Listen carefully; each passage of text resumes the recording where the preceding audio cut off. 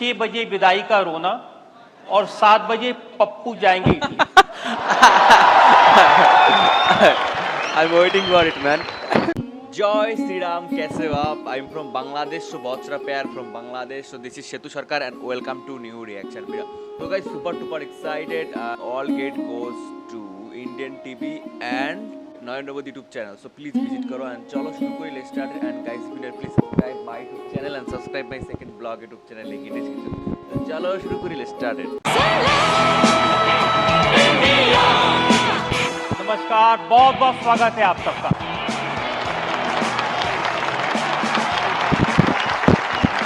House the जोश।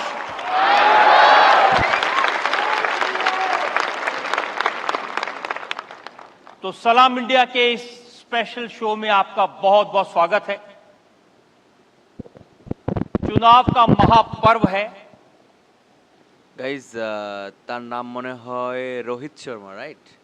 रोहित शर्मा। नारों का शोर है, वादे हैं, बहुत सारे दावे हैं और ऐसे समय में इस शोर में शायद हम ये भूल जाते हैं कि ये चुनाव प्रधानमंत्री के सरकार के 5 साल का अकाउंट लेने का चुनाव होता है। ये वक्त होता है जब प्रधानमंत्री देश की जनता के सामने अपने काम का हिसाब किताब देते हैं, जनता फैसला करती है। हमें फैसला करना है कि पिछले 5 साल में प्रधानमंत्री मोदी ने देश के लिए जो किया वो अच्छा किया या बुरा किया, बहुत किया या कुछ कमी रह गई। हमको फैसला करना है कि इस देश को एक मजबूत सरकार चाहिए। हमें फैसला करना है कि इस देश को एक खिचड़ी सरकार चाहिए या एक ऐसी सरकार चाहिए, एक ऐसा प्रधानमंत्री चाहिए खिचड़ी जो सरकार पूरी दुनिया में भारत का सिर गौरव से ऊंचा कर सके। PM Narendra Modi is the best for India. मैं आमंत्रित कर रहा हूं भारत के प्रधानमंत्री नरेंद्र दामोदर दास मोदी।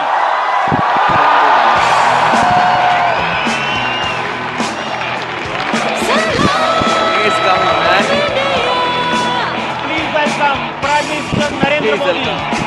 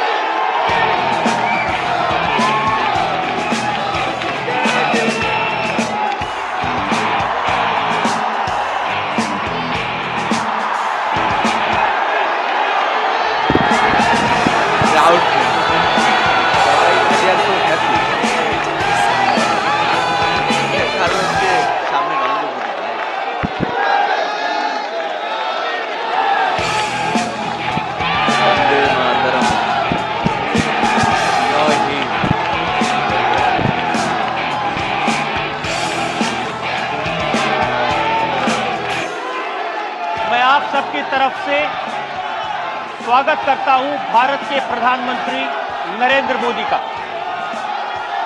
मोदी जी, बहुत बहुत स्वागत है आपका। धन्यवाद रजत जी।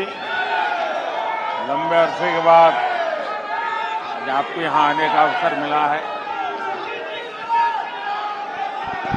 भाई स्टॉप प्लीज, भाई स्टॉप प्लीज, थोड़ा सुनो भाई।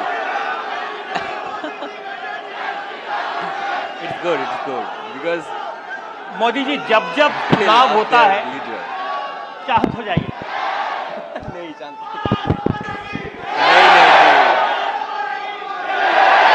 नहीं नहीं साले।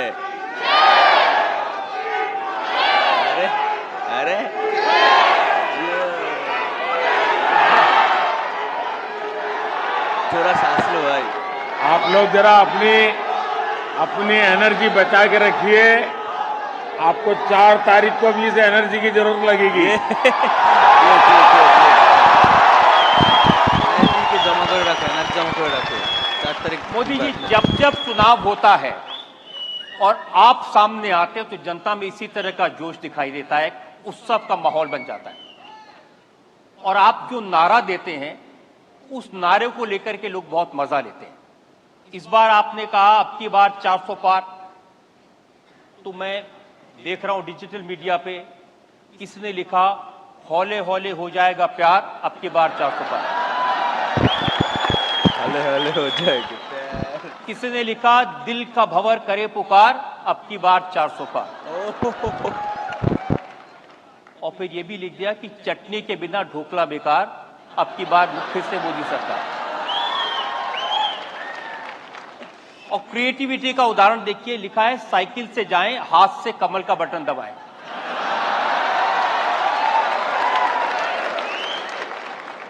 और फिर लिखा बेईमानों के लिए मोदी जहर है, गद्दारों के लिए मोदी कहर है, और देश में मोदी की लहर है।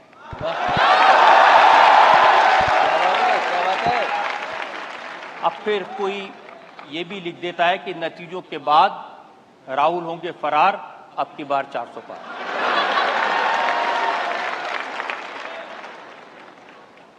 तो ये जो दीवानगी है हर चुनाव में दिखाई देती है। अच्छा हुआ कि मुझे आपके इस शो में आने का अवसर मिला और आपने रिसर्च करके काफी कुछ कंपाइल किया है। मैं स्वयं इतना दौड़ धूप में रहता हूं तो इन चीजों तरफ मेरा ध्यान बहुत कम होता है। सबसे इंटरेस्टिंग चीज मेरा रह गई बतानी, इन्होंने जैसे शादी का कार्ड छापते हैं ऐसे शादी का प्रोग्राम छापा है। इन्होंने लिखा 1 जून को मेहंदी और 2 को केजरीवाल की विदाई,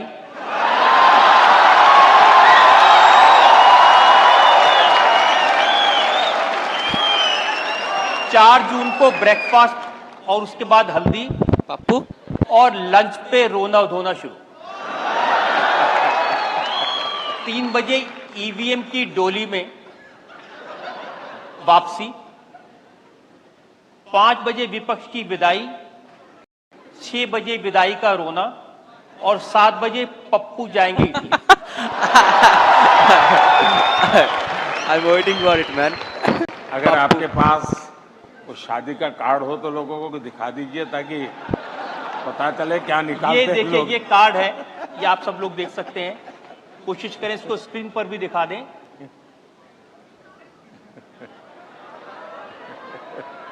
अब ये शादी का कम विदाई का कार्ड ज्यादा लग रहा है।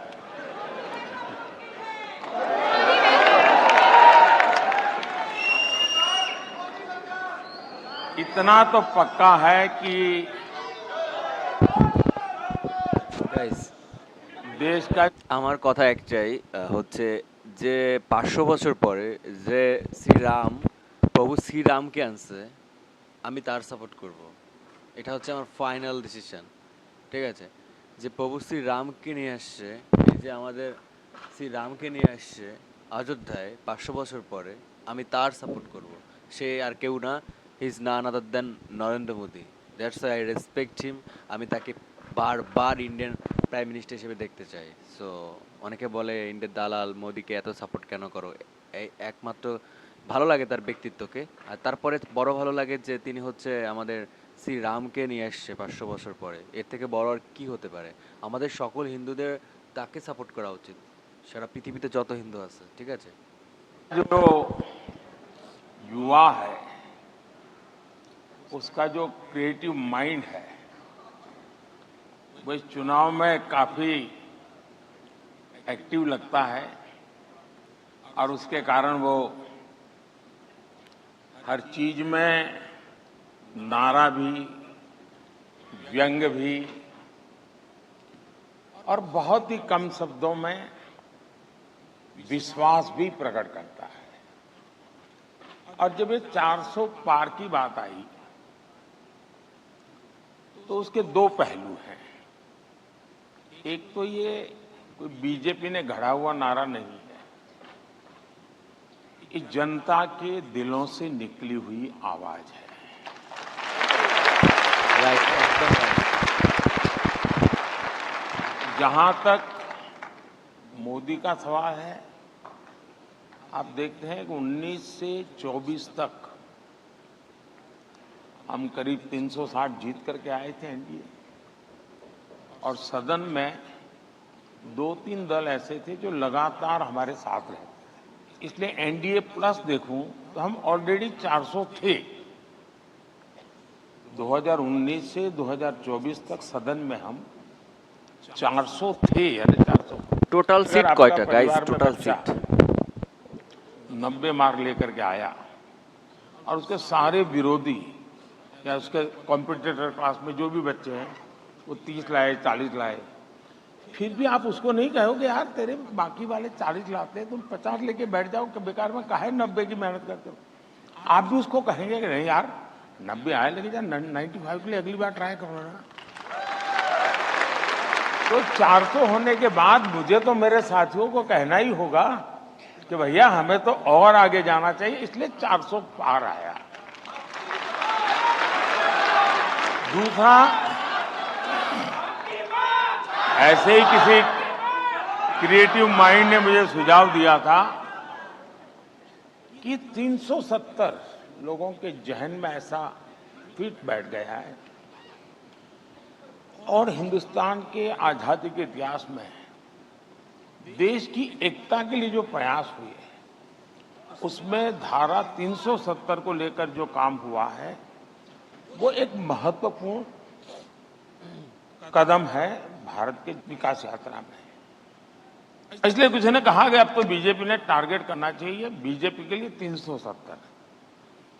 तो उस 370 धारा में से, और ये मुझे कश्मीर के ही किसी साथी ने बताया था कि 370 सीट का कभी, इसलिए मैंने संसद में कहा भाई ऐसे भी लोग हैं जो मुझे कहते हैं कि बीजेपी ने 370 प्राप्त करनी चाहिए ताकि 370 का महात्म्य जनमानस में रजिस्टर हो जाए।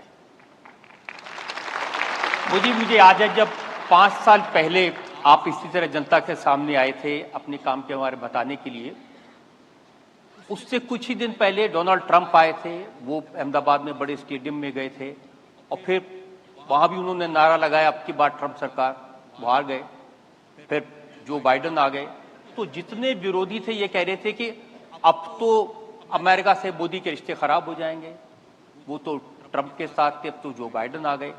और हम देख रहे हैं टर्म खत्म होते होते जो बाइडेन ने आपको बुलाया और व्हाइट हाउस में ऐसा सम्मान किया जो हमने पहले कभी नहीं देखा। क्या बात है, क्या बात है। I'm honored to be the first to have you here in 15 years. Prime Minister Modi, welcome back to the White House. Narendra Modi. I cannot imagine His Excellency Modi getting intimidated or being forced to take any steps or actions that would go against the national interests of India and the people of India. And there is pressure against him, I am aware of that.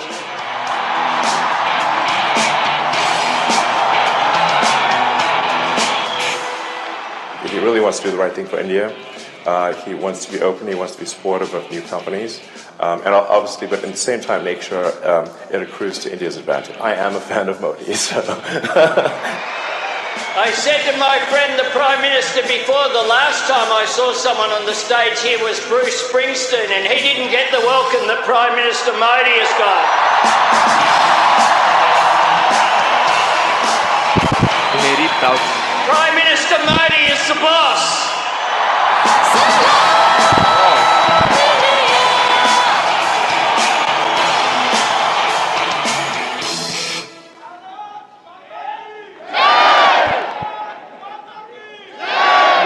पहले भी हमने प्रधानमंत्री देखे हैं, पहले भी हमारे प्रधानमंत्री विदेश में गए हैं, लेकिन क्या वजह है कि दुनिया के ये लीडर जो अपने आप में ताकतवर हैं, जिनको किसी की तारीफ करने की जरूरत नहीं है, ये आपके बारे में इतने प्यार से, इतनी दीवानगी से बोलते हैं, और पुतिन का ये कहना कि मोदी किसी के आगे झुकते नहीं। हमारे देश का दुर्भाग्य रहा कि कि पहले कोई प्रधानमंत्री जाते थे तो पता नहीं चलता था कि गए हैं,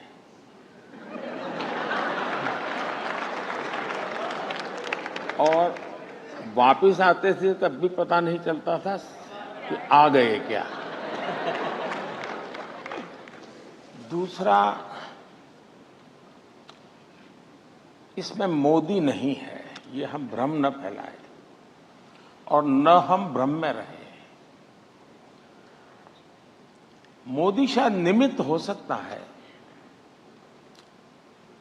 और बोलने में शायद सरल है, इसलिए सरलता से उपयोग हो जाता होगा, लेकिन ये जो कुछ भी करिश्मा है वो 140 करोड़ हिंदुस्तानियों का, भारत के सामर्थ्य का है।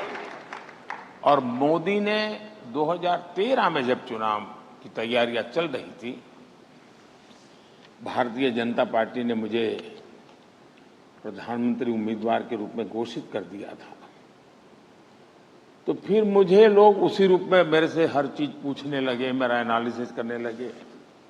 तो मेरी एक जो आलोचना होती थी मीडिया में, अगर आप लोग देखेंगे तो, अरे यार ये तो स्टेट में से आ रहा है, इसको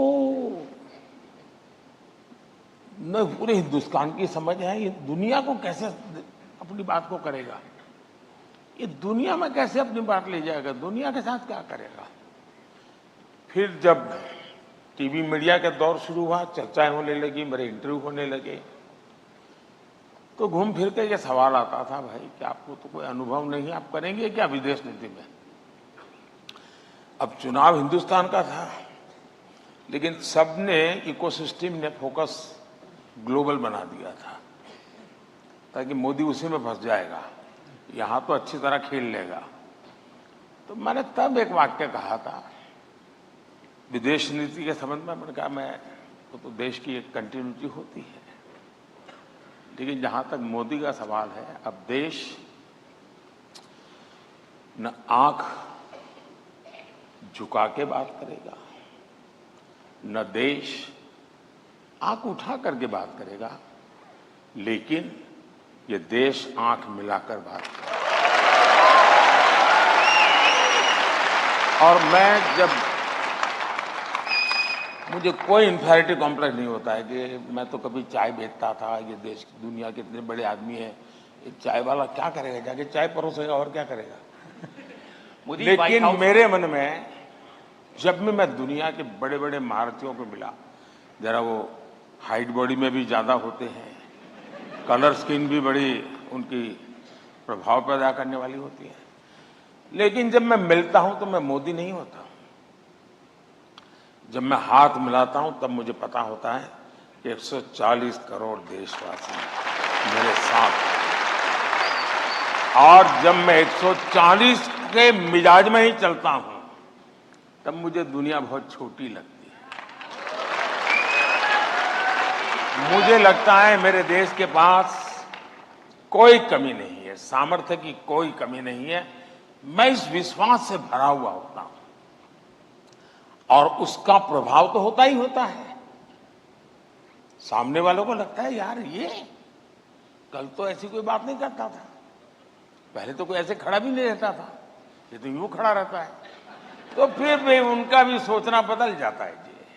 हमें भी अजीब लगता है कि प्रेसिडेंट जो बाइडेन जैसा ताकतवर व्यक्ति G7 में आपको ढूंढते ढूंढते आ रहा है, कहां गए मोदी जी। ये बात सही है कि मैंने व्यक्तिगत रूप से मेरे संबंध बहुत नजदीकी हैं, खुलेपन के हैं। हर किसी से मेरी ऑफिशियल बातचीत के अलावा इनफॉर्मल बातचीत का दौरा बहुत होता है, मेरे टेलीफोन कॉल्स भी बहुत होते हैं। और मैं इफ्स एंड बट्स वाली बात नहीं करता जी। बादल होंगे तो बारिश होगा वगैरह ऐसी बातें मैं नहीं करता जी।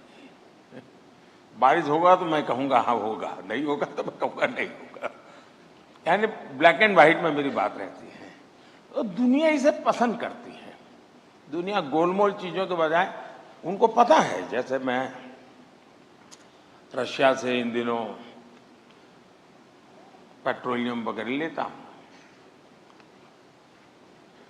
क्योंकि मुझे तो मेरे देश के लोगों को, दुनिया में जो पेट्रोल की महंगाई आई है मेरे देश के लोगों पर न पड़े, तो मुझे जहां से सस्ता मिलेगा मैं लूंगा, क्योंकि मैं तो मेरे देश के लिए जी रहा हूं। कोई मेरी तारीफ करे के लिए मैं थोड़ा पैदा हुआ।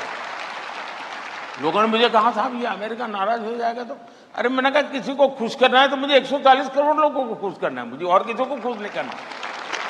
और हमने कारोबार चालू रखा, आज हमारे देश को हम बचा पाए हैं। लेकिन एट द सेम टाइम राष्ट्रपति पुतिन के साथ चेयर पर बैठ करके टीवी के सामने मैं कह सकता हूं कि ये युद्ध का समय नहीं है, और इसलिए दुनिया मेरे विषय में दुविधा में नहीं है। और उसको लगता है ये हिंदुस्तान का मिजाज है जो मोदी बोल रहा है। लेकिन मोदी जी, पहले भी हमारे नेता जाते थे, और बड़े बड़े नाम वाले नेता जाते थे। या तो आप अमेरिका के साथ रहेंगे या रशिया के साथ रहेंगे, ये बोलोगे तो वो नाराज हो जाएगा, वो बोलेगा तो ये नाराज हो जाएगा। ये बैलेंस आपने चेंज किया। ये मूलभूत हमारी मुझे लगता है कि उस समय जो मूलभूत सोच रही थी वो ये थी इक्वल डिस्टेंस वाली, यानी हम सबसे इक्वल डिस्टेंस बना करके रहते हैं। दूरी बनाना ये मानदंड था। मैंने आकर के इसको बदला, हम दुनिया से जितनी हो सके उतनी नजदीकी करेंगे। डिस्टेंस वाला शब्द ही मैंने निकाल दिया। इससे क्या हुआ कि किसी को लगता है अच्छा वो मिस्टर ए आगे गया, तो बी को लगता है यार मैं रह गया तो वो भी आगे आता है।